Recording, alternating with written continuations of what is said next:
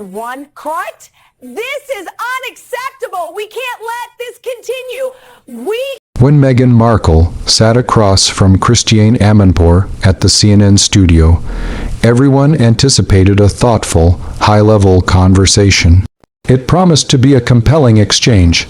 Two powerful women, both masters of the global narrative, discussing vital topics like truth, media ethics, and long-term legacy. But what started as a poised and professional interview quickly became something far more confrontational. Christiane's calm, incisive questions met with Meghan's sharp, strategic deflections, and beneath the bright, unforgiving studio lights, the veneer of mutual respect began to fracture. By the time the cameras eventually stopped rolling, one of them would likely walk away furious, and the other would walk away applauded for her unflinching journalism. The CNN studio in New York was immaculate, a perfect setting for a modern power-brokering interview. It featured soft gray walls, subtly gold-trimmed accents, and the steady, nearly silent hum of cameras preparing for another high-profile broadcast. Christiane Amanpour, ever the symbol of composed, weary journalism, meticulously reviewed her notes with her trademark precision. Across from her sat Meghan Markle, Duchess of Sussex, dressed in an elegant cream blazer and silk blouse. Her posture was flawless, her expression serene, or perhaps calculatedly so, suggesting a readiness for the scrutiny to come. "Good evening," Christiane began, her tone warm but immediately measured, establishing a clear professional distance. "Tonight, we're joined by Meghan, Duchess of Sussex, an advocate, producer, and former senior royal, to talk about life beyond the palace, her current projects, and the global conversations she continues to inspire across the world." Meghan offered a small, confident smile and nodded gently. "Thank you, Christiane. It's good to be here to talk about what really matters," she replied. The opening minutes proceeded smoothly. Meghan spoke confidently and at length about her foundation, her various production deals, her podcast, and her ongoing work on women's rights. The camera, as always, seemed to adore her. Her answers felt practiced, but were executed with a polished, compelling charm, every phrase wrapped in precision and poise. Christiane listened intently, occasionally interjecting with moments of genuine curiosity. But beneath the civility, a subtle, almost palpable tension existed, the kind that only seasoned interviewers recognize. Christiane noted the subtle rigidity in Meghan's shoulders, a faint defensiveness in her tone whenever a question edged close to a past controversy. "So," Christiane said, turning a page in her notes to signal a shift in focus, "you've often spoken about finding freedom, leaving behind one of the most traditional and ancient institutions in modern history. Looking back now, do you feel you truly found that freedom you were searching for?" Meghan's smile didn't quite falter, but her eyes narrowed just slightly, a momentary flash of caution. "I think freedom is a deeply personal thing," she replied, her tone airy, yet with a noticeable edge. "It's not about where you live or what you leave behind. It's about living your truth, something I've done consistently, despite how the media has repeatedly tried to twist it into a drama." Christiane nodded calmly, accepting the pivot back to her preferred narrative. "You mentioned the media, and I have to ask, do you believe that the coverage you've received has been unfair, or simply just uncomfortable for a public figure?"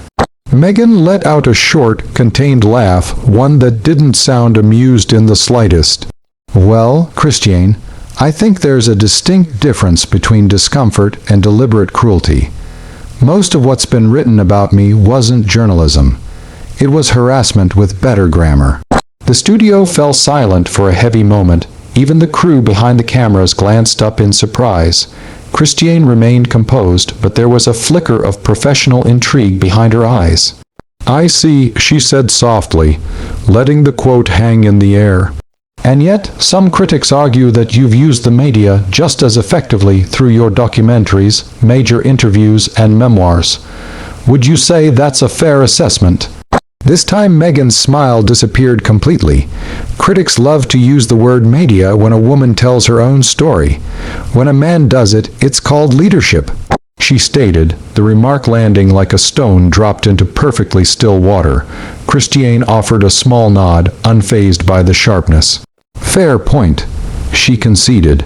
But surely you understand why people might see a contradiction in advocating for privacy while simultaneously maintaining such a vast public platform? Meghan gracefully crossed one leg over the other, her tone remaining cool. Privacy isn't isolation, it's control. It's the right to decide what to share, when to share it, and with whom. I think people struggle with that concept because they're used to consuming others, not respecting them. Christiane's eyes stayed fixed on Meghan. There was something magnetic about her defiance, polished yet simmering with palpable resentment. That's an interesting distinction, Christiane said carefully, processing the definition. But do you ever worry that the public might interpret your version of privacy as selective transparency? Meghan's expression hardened. People can interpret whatever they want. They usually do, don't they? A faint, uncomfortable pause followed, the kind that happens when truth gives way to tension. Meghan adjusted the cuff of her blazer, the corners of her mouth lifting into a polite, almost mocking smile. Christiane didn't miss a beat.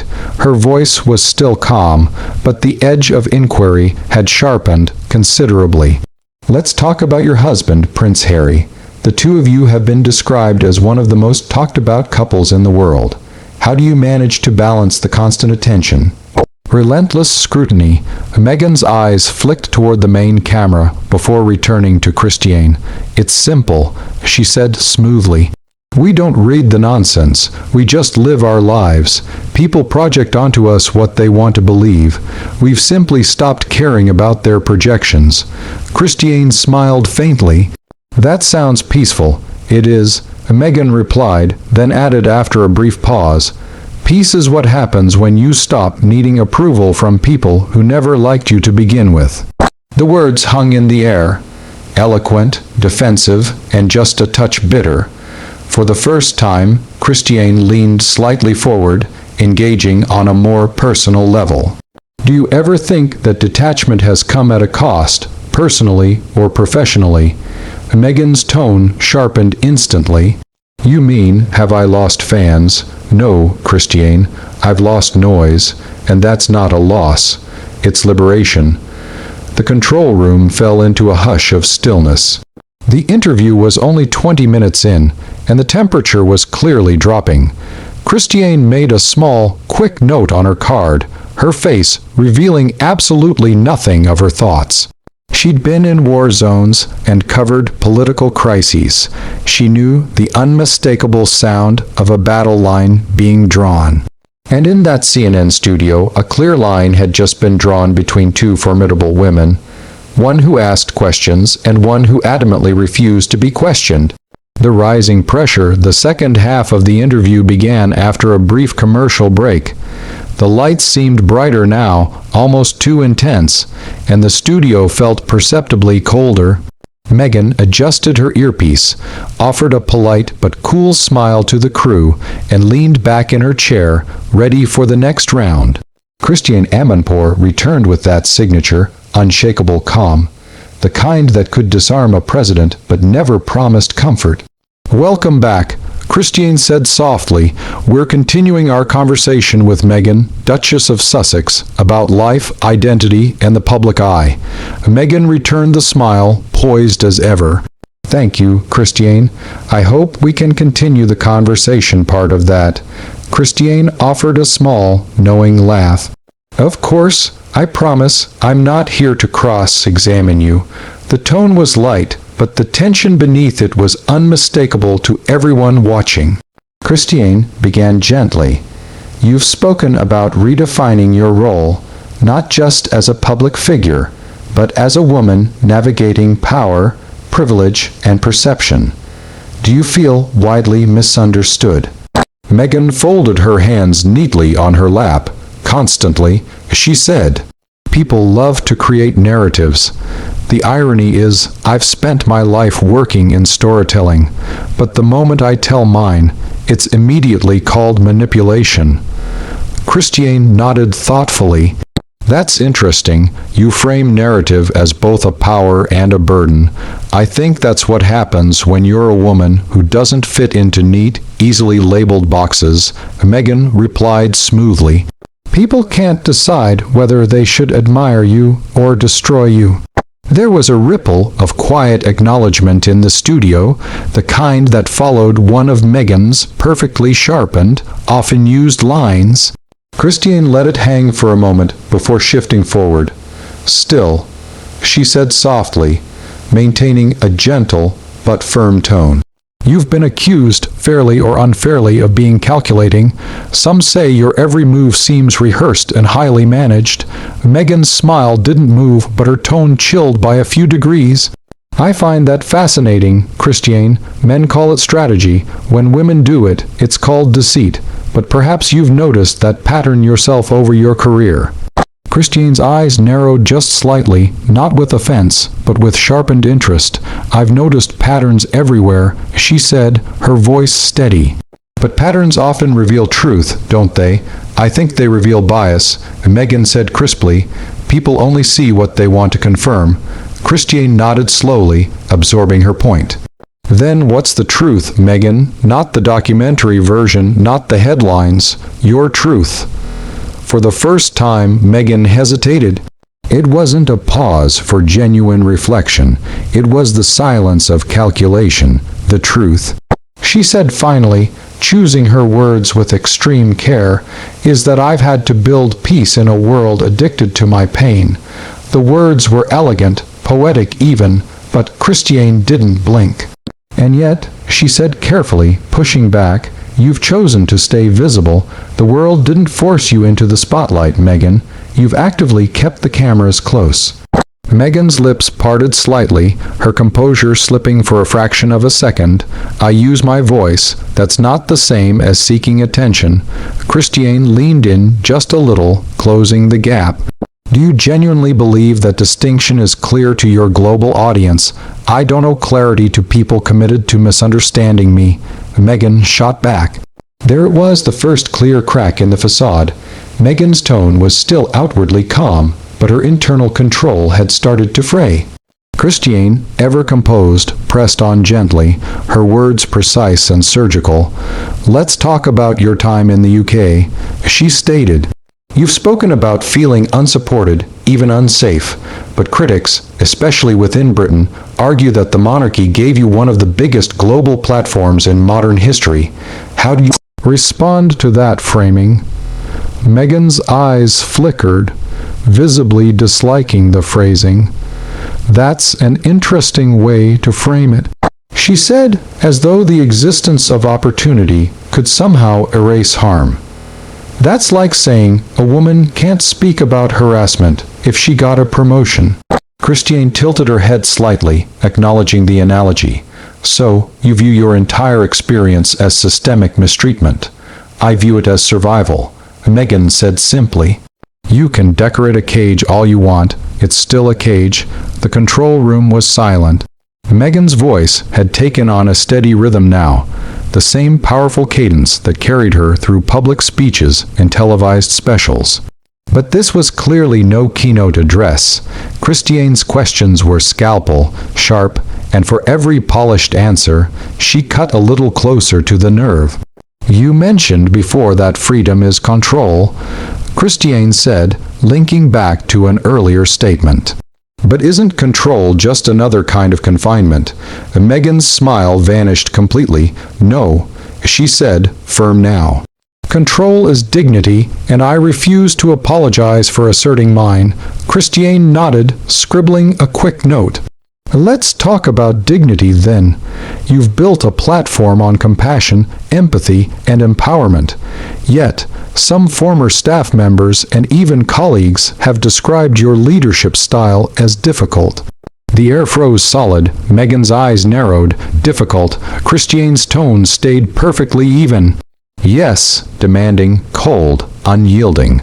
Those were the words used in reports. Meghan let out a short, incredulous laugh. And I assume they're all anonymous sources. Christiane hesitated for just a second, enough for Meghan to seize on the pause. There's always someone hiding behind an unnamed source. Meghan continued, her voice growing colder. You'd think after decades in journalism, you'd know better than to quote gossip. Christiane smiled faintly, a professional, unbothered smile. Anonymous or not, perception often tells its own story. Then perhaps you should ask why powerful women are always described as difficult when they refuse to be controlled. Meghan snapped. If I were a man, you'd call me decisive. Christiane didn't flinch, her expression unchanging. Some might, she said softly. Others might just call it arrogance. A deep hush fell over the studio. Even the air conditioner seemed to stop its whirring.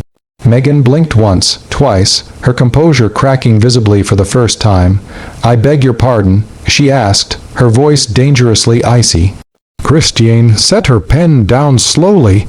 You speak about compassion yet dismiss every question that challenges you as bias or gossip.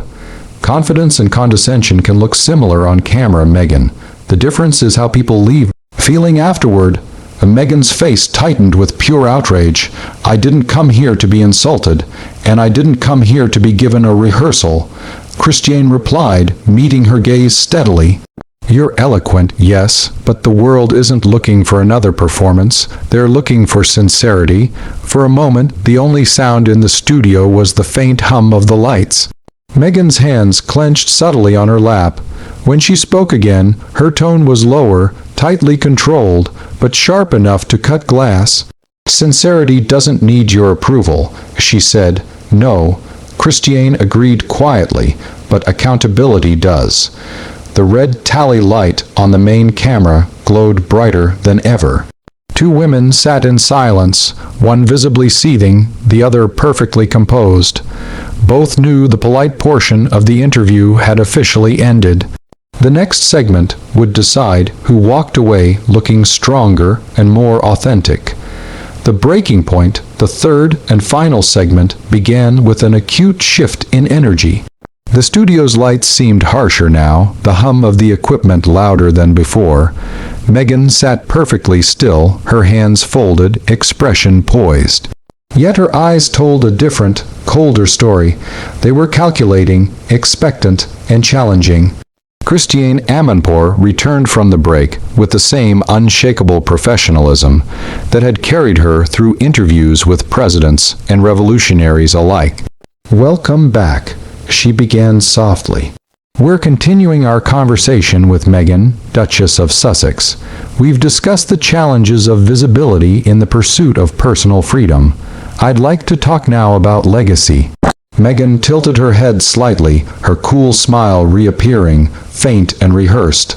Legacy, she repeated, carefully controlling her inflection. That's always the word people use when they're trying to define someone else's life, isn't it? Christiane smiled gently, undeterred. Sometimes, but you've built a global platform, Meghan. Surely you've thought about what you want that legacy to be. I want it to be truth. Meghan replied quickly, almost immediately. Authenticity.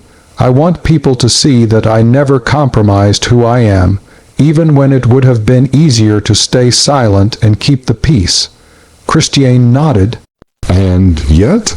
She said, leaning into the heart of the matter, many people feel you've become more distant, guarded, even hostile towards the same press you once used to amplify your message and your causes. Meghan's tone hardened instantly. I didn't use the press, Christiane.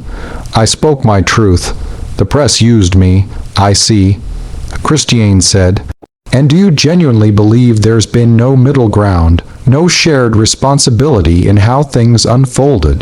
Meghan gave a short laugh that sounded utterly devoid of amusement. You mean am I to blame for the way the British tabloids treated me, For the racial abuse, the harassment, the lies they printed, is that what you're subtly implying? Christiane held her ground, her voice perfectly even. I'm implying that fame and influence are complicated entities, that every story, even a deeply personal one, has more than one perspective. Well, Meghan said sharply, her patience clearly wearing thin, mine happens to be the one that's true. The silence that followed was taut, electric. Christiane spoke carefully. You mentioned truth. I'd like to ask about your relationship with the royal family, specifically whether any bridges can still be rebuilt. Have you had contact with Prince William or the Princess of Wales since the Queen's passing? Meghan's jaw tightened visibly. I don't discuss family matters publicly, but you have in interviews, documentaries, and your memoir. Christiane reminded her. That was context. Meghan interrupted, her tone clipped and irritated. There's a difference between setting the record straight and feeding a gossip machine. Christiane's calm didn't waver. Still, people are curious whether reconciliation is possible. Meghan smiled faintly, but her words were ice cold.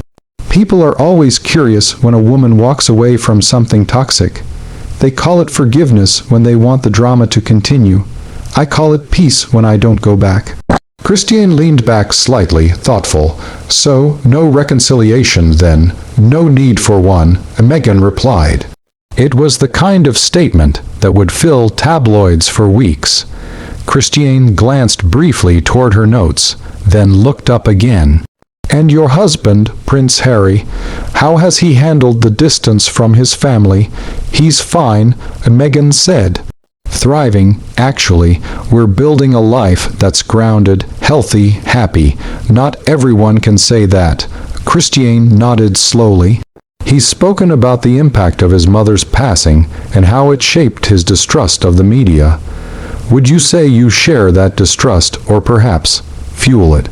For a moment, Meghan's composure faltered, her lips parted, her eyes narrowing in disbelief. Fuel it, she repeated. You make it sound like it's a fire he didn't light himself. I didn't mean it that way, Christiane said softly, offering a moment of de-escalation. But that's how it sounds, Meghan replied, refusing to back down. People love to paint me as manipulative, the woman behind the curtain pulling emotional strings. It's lazy, sexist, and frankly beneath a journalist of your reputation. Christiane sat perfectly still. Her voice, when she spoke again, was low and calm, but carried the unmistakable weight of professional authority. I think my reputation allows me to ask difficult questions, Meghan. You've built a brand around speaking your truth. Surely that means being open to scrutiny. Meghan's laugh was short and sharp. Scrutiny and interrogation are not the same thing. Neither, Christiane said evenly, her voice steelier than before, is sincerity and performance. The air went still. Meghan's smile disappeared entirely now. Her expression hardened, eyes flashing with patent disbelief. Excuse me, Christiane leaned forward slightly, maintaining steady eye contact.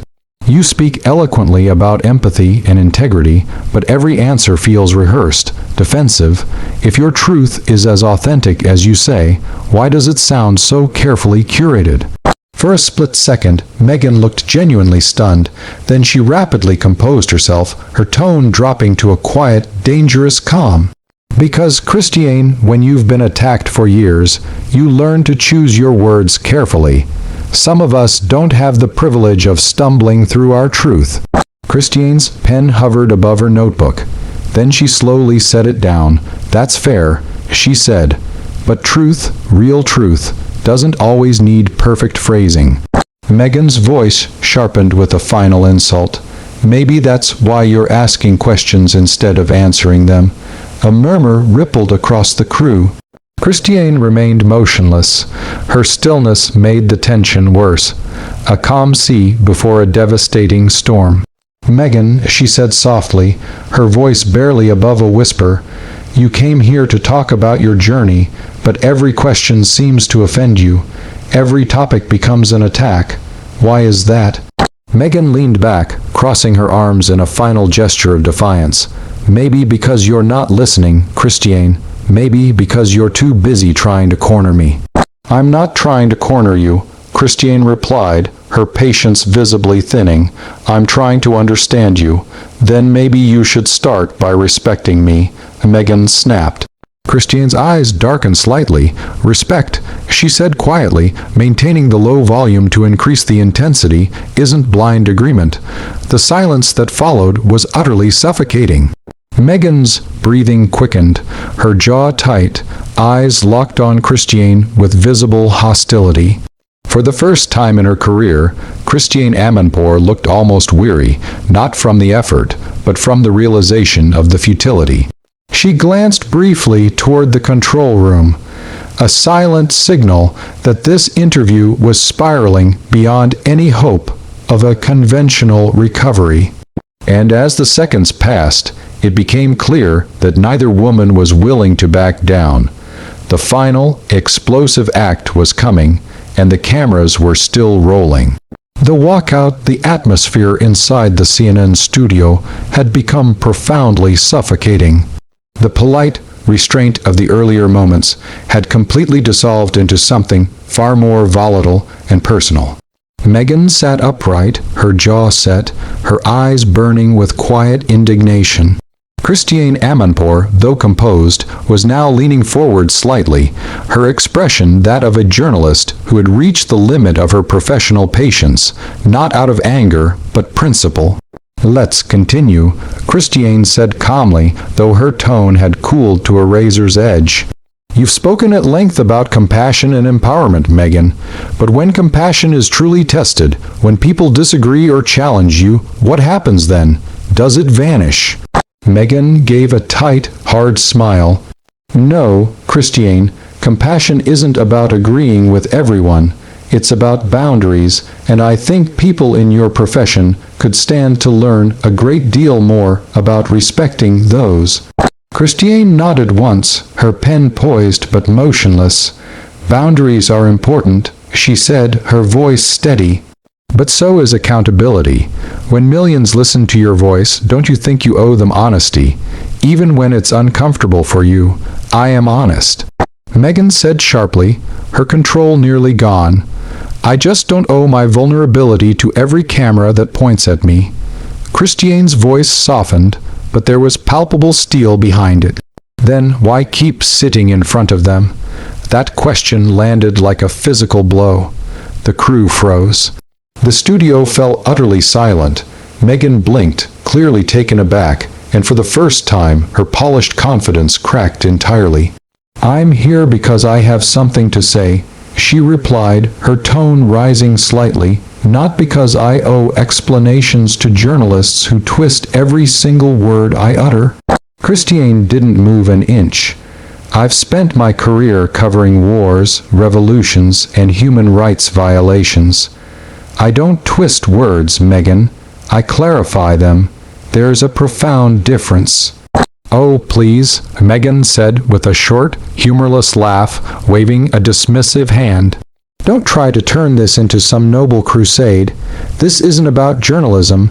It's about entertainment. You want your headline, don't you?" Meghan lashes out. "Go ahead. That's what you came for." Christiane remained seated, her tone measured, but now edged with professional fatigue.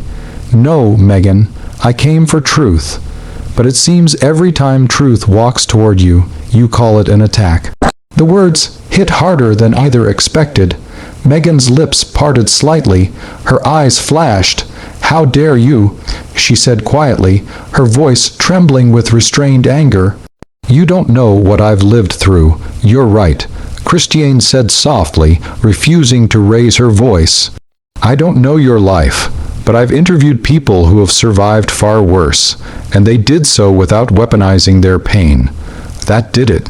Meghan's composure completely shattered. "Weaponizing," she repeated, her voice rising to a high pitch of disbelief. "Do you have any idea what it's like to have your every move dissected, your motives questioned, your very existence turned into cheap gossip?" "I do," Christiane replied, her voice firm and steady. "It's called public life. It comes with power, and power comes with scrutiny. That's not oppression, Meghan. That's a fundamental consequence of influence." The silence that followed was like a storm holding its breath. Meghan's knuckles tightened around the armrest. She took a slow, deliberate breath through her nose and stood up abruptly. I don't need to sit here and be lectured by someone who thinks empathy is a debate tactic, she announced, her voice ringing with finality. Christiane stayed seated, her voice calm, deliberate, and professional to the last. No one's lecturing you, but perhaps for once, someone's not afraid to tell you what others won't. That not every disagreement is cruelty, and not every question is an attack. Meghan shook her head, disbelief flashing across her face. You know what, Christiane, I expected better, but clearly this isn't a conversation. It's an ambush. She reached for her lapel mic and unclipped it with a sharp, decisive motion. The resulting sound of static filled the studio.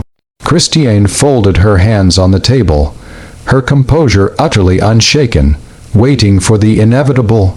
If you walk away now, she said quietly, her voice a final challenge that tells the world more than any answer could.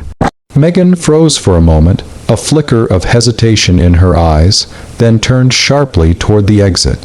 Her heels struck the floor with crisp, echoing precision through the empty set.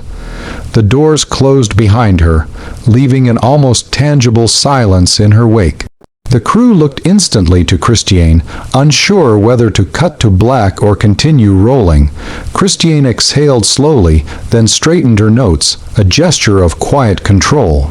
She looked directly into the main camera. To our viewers, she began softly, her voice now steady and filled with professional gravitas. I want to say that sometimes conversations don't go the way we intend, but that's the nature of truth. It's uncomfortable, it's imperfect, and it doesn't wait for permission. Her voice remained calm, but her eyes looked weary. What you just saw wasn't about winning or losing. It was about the cost of living in a world where honesty and image collide. We thank our guest for her time. The red tally light finally faded to black.